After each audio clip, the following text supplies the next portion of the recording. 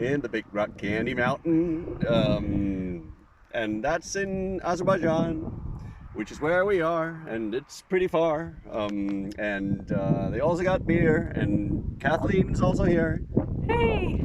in the Big Rock Candy Mountain. So yeah, I've had that song on my mind for a bunch of days now because here we are in not the Big Rock Candy Mountain, but the Candy Cane Mountain. Charlie!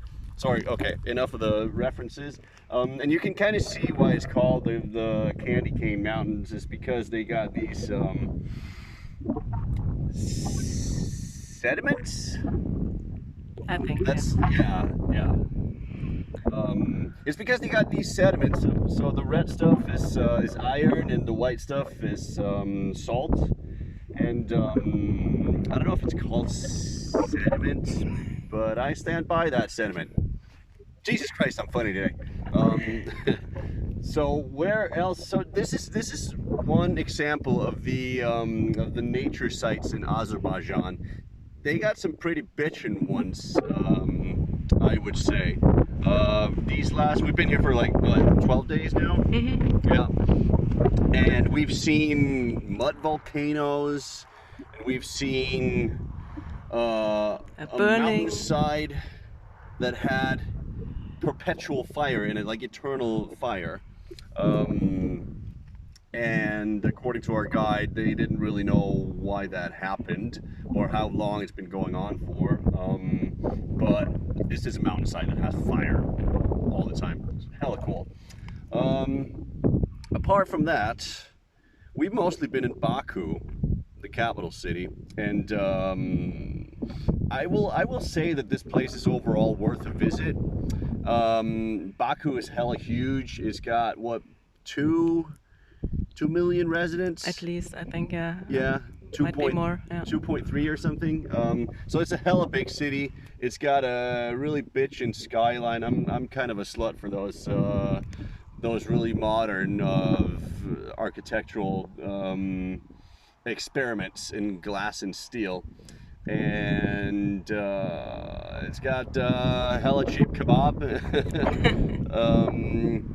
But other good food as well. It's got other good food. Alcohol, well, it's not an alcohol country, let's put it that way. It's not an alcohol country, but because it is Muslim on paper, but still, it's actually possible to go into a restaurant and get a beer and or a glass of wine with your food, unlike other Muslim countries, because this is only kind of a Muslim country on paper.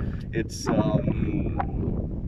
what was it? How many percent of the 36% are only dedicated to yeah. Islam. So the majority of the population is Muslim on paper, but it's around 36% that actually visit a mosque or pray or whatever those guys do from time to another. So it's kind of an interesting combination of something very, very old, not just nature-wise, but also culture-wise, and something very, very new. Apart from that, what else can we say about Azerbaijan and or Baku? It's not that touristy. There are tourists, but be aware that some of the tourist attractions are closed. Yeah. If you're not coming in the high season. Yeah. That's pretty much a given for a lot of non-Western countries. I would say that Google Maps is not going to be updated, and so you're going to be looking for places that apparently are open, at least according to Google Maps and or their website, but then it turns out they're not. And also in terms of any metal bars or rock bars, you're not going to find any. So don't go here for that. I would say go here for some bitchin' nature sites, and go here for for a big ass bitchin' capital city. I would say I'm a big fan of big cities. So Baku is worth a visit, and Azerbaijan is worth a visit. All right, that's it for now. Cheers.